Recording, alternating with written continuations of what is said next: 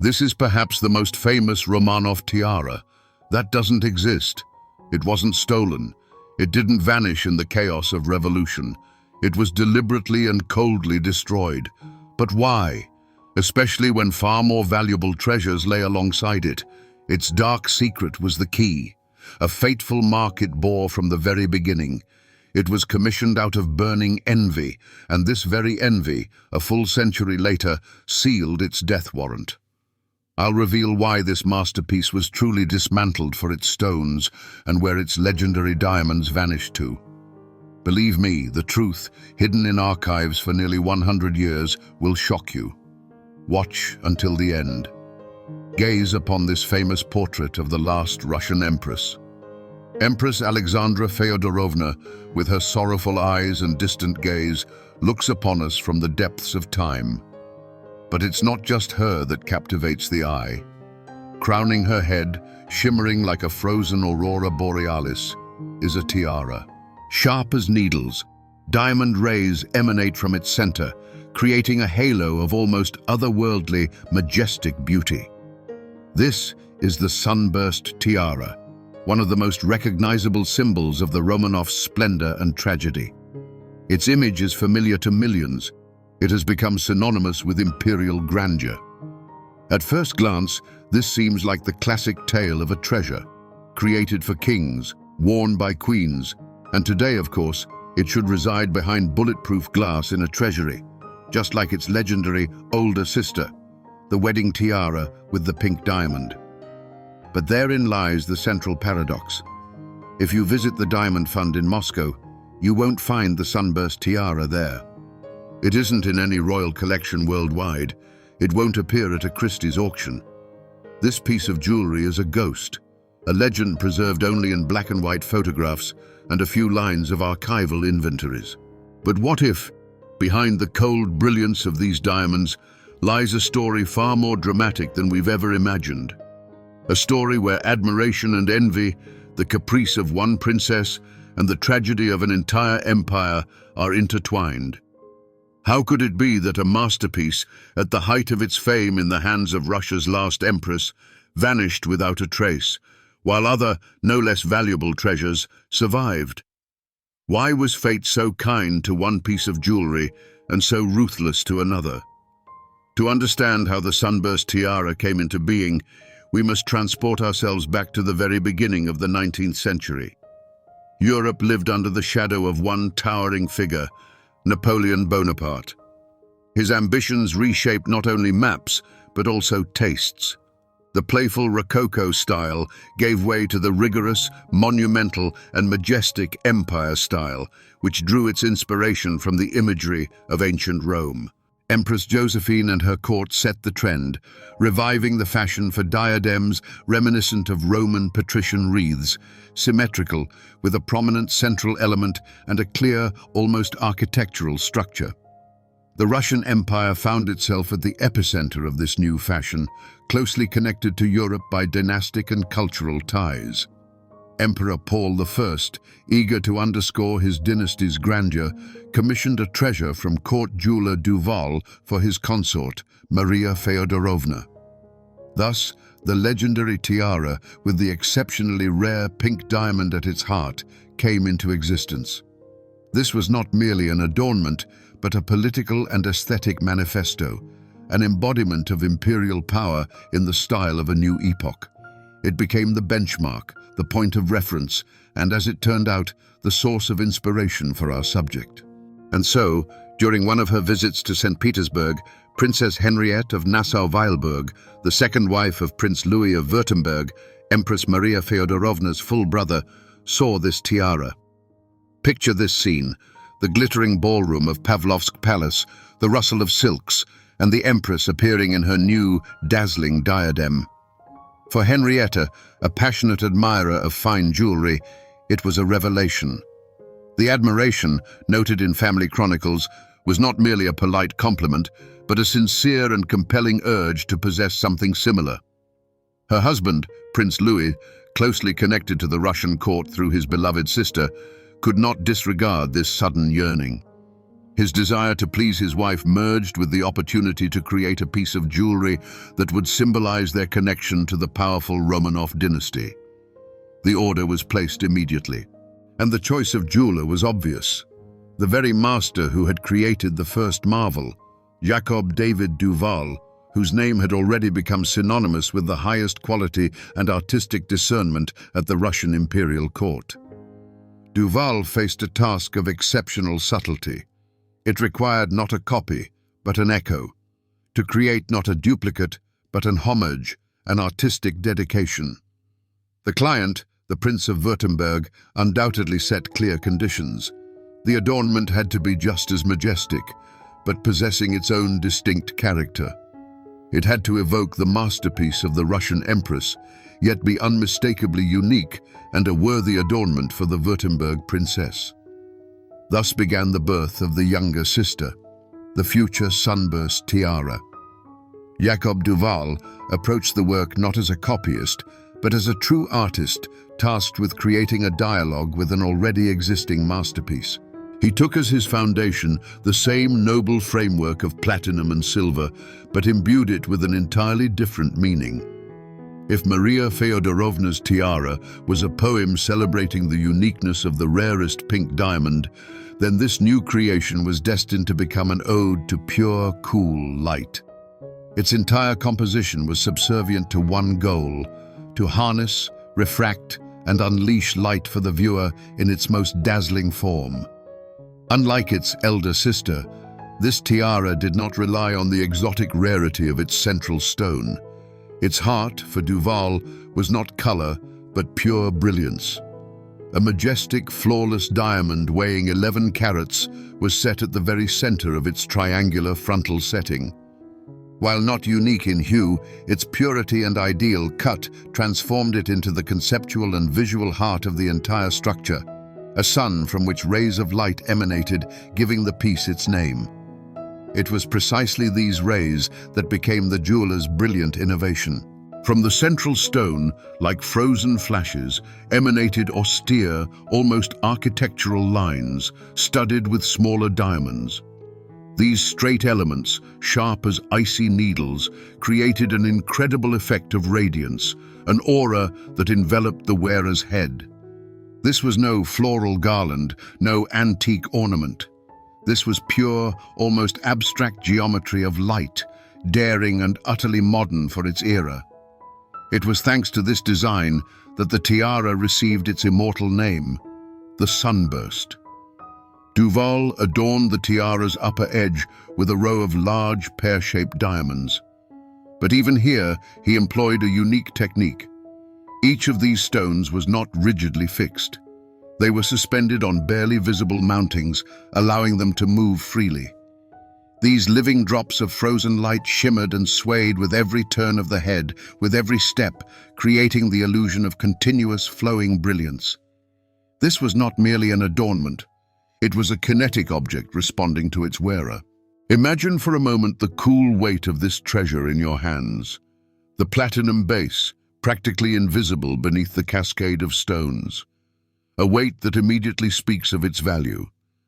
Then imagine how, under the glow of hundreds of candles in a ballroom, this austere structure comes alive. Each of the hundreds of diamonds, from the central behemoth to the tiniest sparks in the rays, catches the light and explodes into a myriad of iridescent fragments. This isn't just a tiara, it's a halo, commanding everyone around to fall silent and gaze in admiration. Thus, Duval created not a copy, but a brilliant riposte. If the tiara with the pink diamond was a symbol of exclusivity, a unique gift of nature, the Sunburst tiara became a triumph of human artistry. It proved that from nothing but a classic material, white diamonds, one could forge an image no less powerful and expressive than the world's rarest treasures. It was a symphony of light, performed in platinum and diamonds. Completed and nestled in its velvet-lined case, the Sunburst tiara departed St. Petersburg and embarked on a long journey southwest to the Kingdom of Württemberg. This was more than just the delivery of a jewel. It was the repayment of a debt of admiration, a materialized echo sent from the dazzling Russian capital into the heart of Europe. One can only imagine the impatience with which Princess Henrietta waited the arrival of her treasure.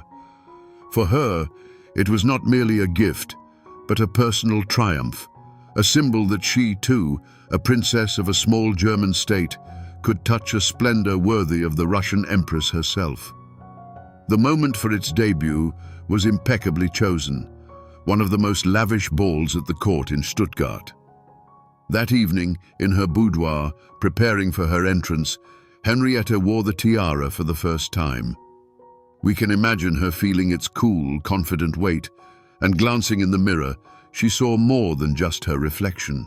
She saw a woman crowned with a halo of pure light. The sunburst tiara didn't merely complement her look, it created it, transforming the princess into something akin to an ancient goddess descended from Mount Olympus. It was the final flourish that transformed an elegant outfit into an ethereal vision. When the ballroom doors swung open and Princess Henriette entered, a barely perceptible gasp swept through the room. Hundreds of candles, reflecting in the facets of hundreds of diamonds, created an effect no one had anticipated. This was not just a glow, but a living, trembling movement of light. The swaying briolet pendants caught and scattered the reflections, encircling the princess's head with a dynamic, shimmering nimbus. All eyes were fixed on her, on this incredible diadem, which seemed less a creation of human hands and more a frozen fragment of the aurora borealis. At that very moment, whispers rippled through the hall, a mixture of admiration, envy, and a touch of political analysis. "It's from Duval, the same one who works for the Romanovs.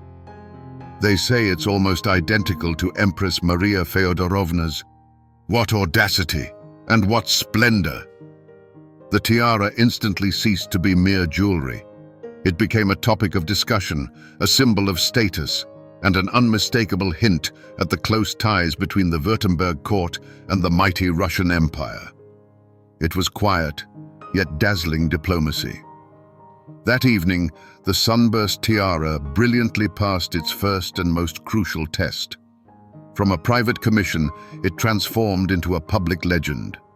It proved to be not a pale shadow, but an independent masterpiece, capable of captivating hearts and sparking conversation in European courts. Its story had begun. In the sparkle of candles and admiring gazes, a simple ornament acquired a destiny and a name that would thenceforth be passed from mouth to mouth in aristocratic salons across Europe. For decades, the sunburst tiara was the pride of the Württemberg court, passed down as a relic, preserving the memory of the Russian imperial court's brilliance. It shone at balls in Stuttgart, crowning the heads of several generations of princesses, until its odyssey reached a new, fateful turning point. By the early 20th century, the jewel found itself in the hands of Grand Duchess Vera Konstantinovna, Emperor Alexander II's niece, who, by fate's design, became Queen of Württemberg. Widowed and facing straitened circumstances, she made the difficult decision to part with a portion of her collection. And then, in 1908, history performed an elegant pirouette, and the tiara returned to its spiritual homeland. Its purchaser was the last Russian emperor, Nicholas II.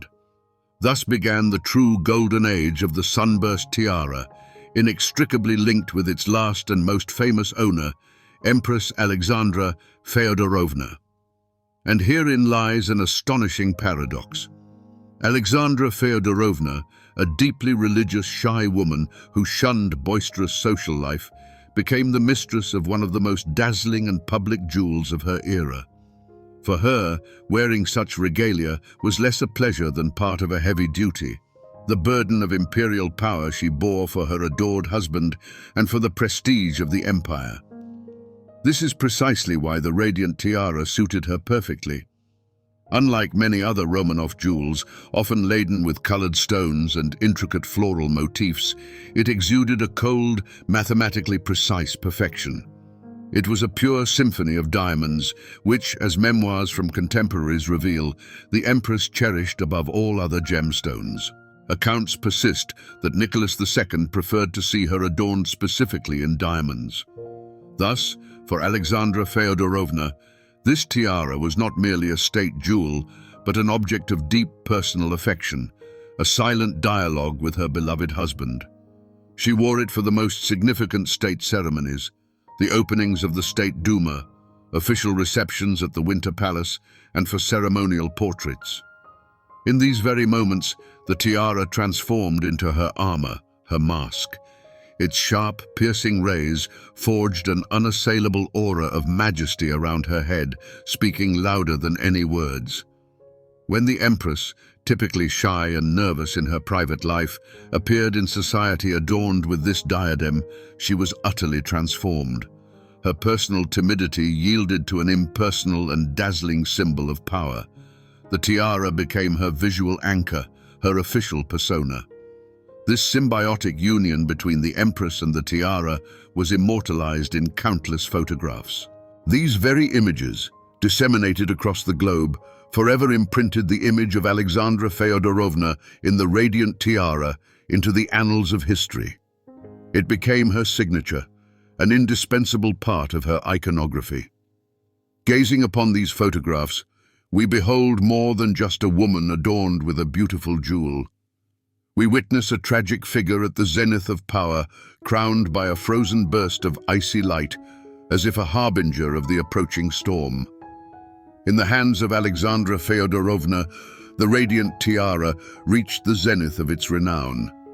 It ceased to be merely the younger sister of another, older ornament. It acquired its own powerful and dramatic narrative.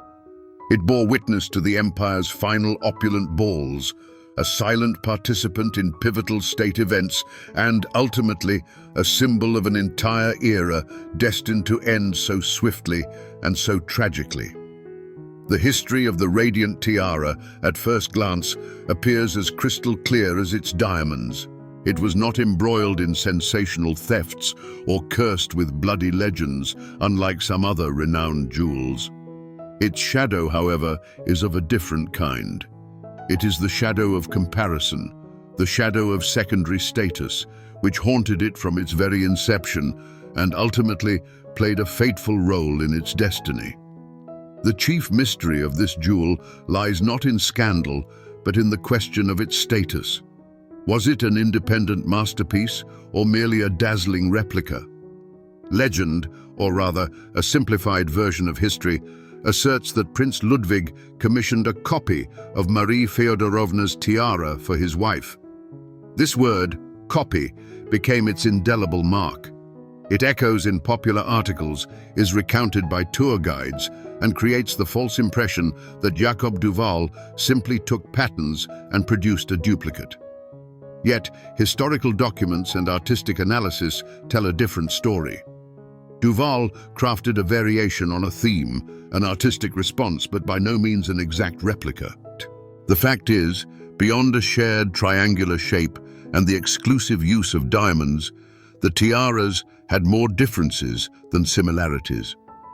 Marie Feodorovna's wedding tiara was designed around a unique pink diamond, and its pattern was more fluid, with elements reminiscent of wheat stalks. The radiant tiara, by contrast, was a hymn to geometry and pure light.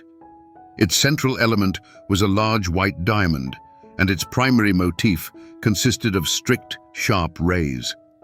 These were two distinct artistic statements. Yet, the copy myth proved incredibly resilient. Why did this happen? Perhaps the very genesis of its creation, where admiration for one tiara prompted the commission of another, gave birth to this narrative. In court circles, where intrigue and whispers thrive, the copy story sounded far more piquant than an account of a complex creative process. It added drama. A Württemberg princess so envied the Russian Empress that she desired the exact same jewel. This rumor, possibly born as early as the 19th century, proved stronger than the facts. And this shadow of secondary status pursued the tiara even after its triumphant return to Russia. In the Romanov treasury, which housed hundreds of unique, historically significant relics, it, despite all its beauty, might have been perceived by some as something derivative. In the eyes of experts and custodians, it always remained the Württemberg tiara, a reminder of that other one created for Marie Feodorovna. And though Alexandra Feodorovna's affection elevated it to the status of an iconic jewel, this invisible stigma of being the younger sister was never fully removed. This very detail, this nuance of perception, would prove fateful when the time came to decide the destiny of the deposed dynasty's treasures. When the storm clouds of the First World War gathered over Europe, no one could have predicted that this was the beginning of the end, not just for the old world, but for the Romanov house's treasures. Guided by sober calculation and a desire to protect valuables from potential threats, Emperor Nicholas II issued an order that proved fateful for the radiant tiara. Along with other crown and personal jewels, it was packed and dispatched from Petrograd deep into the country, to the relative safety of the Moscow Kremlin, into the vaults of the armory chamber. Perhaps on that day, as she bid farewell to her beloved tiara, Alexandra Feodorovna believed it was merely a temporary measure. She did not know she was seeing it for the last time. Then came 1917. The Russian Empire collapsed, and with it, the radiant tiara's personal history abruptly ended. Its last owner was arrested, then tragically perished with her entire family. In an instant, the tiara was orphaned. It ceased to be a symbol of power, a token of love, or part of a brilliant image. It transformed into an unowned asset, a trophy for a new power, hostile to everything it had embodied. The most dramatic change of ownership imaginable had occurred, not a sale or inheritance, but confiscation, a complete nullification of its past status. Thus began a period of silent oblivion for the radiant tiara. For years, it lay resting in a sealed chest within the Kremlin storerooms in the velvet darkness of its case. Its diamonds no longer caught the candlelight at balls in the Winter Palace. Around it, there was no rustle of silks or sounds of a mazurka, but a cavernous silence and the cold of stone vaults. Its history, it seemed, was paused. From a living participant in events, it had become an anonymous item in storage, awaiting its fate, remembered by only a few custodians and officials. And then, in the early 1920s, the fledgling Soviet Republic, desperately needing foreign currency for industrialization, remembered the Romanov treasures. The trunks were opened. But this was no triumphant return to the spotlight. Instead of the admiring gazes of courtiers, the tiara was met with the cold, assessing eyes of party functionaries and state depository for valuables experts. Under the harsh glare of electric lamps, it was laid out on a rough table alongside hundreds of other jewels. The grand inventory began, a cold, pragmatic process that would determine its future. The era of sparkle had ended. The trial was about to begin. And so, in 1922, the radiant tiara faced what could be called its second birth, its tragic return to the stage. But this stage was not a brilliant ballroom or a museum display. It was the austere, utilitarian table of the Gokran Commission, led by academician Alexander Fersman. Instead of admiring courtiers, there were gemologists and party functionaries. Instead of the shimmer of hundreds of candles, there was the sharp, unforgiving glare of an electric lamp, dissecting every facet, every element of its design. At this moment, a new, final reading of Duval's masterpiece occurred. The experts, without a doubt, recognized its artistic merit. They appraised the purity and weight of the 11-carat central diamond, admired the ingenious simplicity of its radiant design, and noted the skillful craftsmanship of its movable pendants. In the catalogue of the Diamond Fund's treasures, compiled by Fersman, the tiara was meticulously described under number 38. This was its last official appearance, its final portrait, painted in the dry language of an inventory. It was once again the center of attention, but this attention was akin to a surgeon's examination before a life-threatening operation. It was here, on this very table, that its fatal encounter with its older sister took place. Other treasures were laid out for assessment alongside it, including that very wedding tiara of Marie Fyodorovna with its pink diamond. And the commission faced a choice. Their task was not only to appraise but also to divide, what to preserve for history as an untouchable artifact, and what to consign to the hammer as raw material for generating currency. The wedding tiara, as the original, as the possessor of a unique colored diamond, was deemed an unquestionable historical treasure. It was saved. For the radiant tiara, this comparison became a death sentence. In the eyes of the pragmatic commission, a ruthless logic prevailed. First, it was haunted by the stigma of being a stylistic copy, or more softly put, a secondary adornment. Second, and crucially, it consisted solely of white diamonds, albeit very large and pure ones. It lacked that unique element that would outweigh its material value. Its beauty and perfection became its curse. The large stones were easy to extract and sell individually, and the platinum setting could be melted down. Thus, the peak of its value was reached, but it was a perverted, tragic culmination. Its worth was calculated not for an insurance policy, but for a liquidation price list. Every carat, every ray of light frozen within its diamonds, added not to its glory, but to its price on the global diamond market. Its historical and artistic value, intangible and incomprehensible to the new regime, lost the battle against a concrete sum in dollars. Its triumphant return to the stage morphed into a death sentence. And so we arrive at the pivotal question that surely plagues each of you. Where is the radiant tiara now? In what museum or private collection can one behold its dazzling brilliance? The answer will be short and brutal: nowhere. The radiant tiara no longer exists. Its fate, unlike that of the saved wedding tiara with the pink diamond, was decided utterly and irrevocably in those very Kremlin cellars. The Gokran Commission's decision was executed with chilling efficiency. The tiara, which had survived the changing of eras and captivated princesses and empresses, was barbarically dismantled. The 11-carat central diamond and dozens of other smaller stones were ruthlessly extracted from their settings. They were stripped of their name, history, and context, transformed into anonymous lots for sale on Western diamond exchanges. The emptied platinum frame, Duval's brilliant creation, was sent to be melted down. A masterpiece of jewelry art ceased to exist as a unified whole. Thus, the archives, not armored display cases, became the custodians of the radiant tiara's eternity. Its only museum is our memory, fueled by a handful of black and white photographs and that very line in Fersman's catalogue. It transitioned into an entirely different category. It is no longer an accessory, nor is it an artifact in the conventional sense. It is a ghost, a phantom that exists only as a two-dimensional image, as an echo of past splendor. Its current status is an eternal symbol of irreparable cultural loss. What would its value be today, had it survived?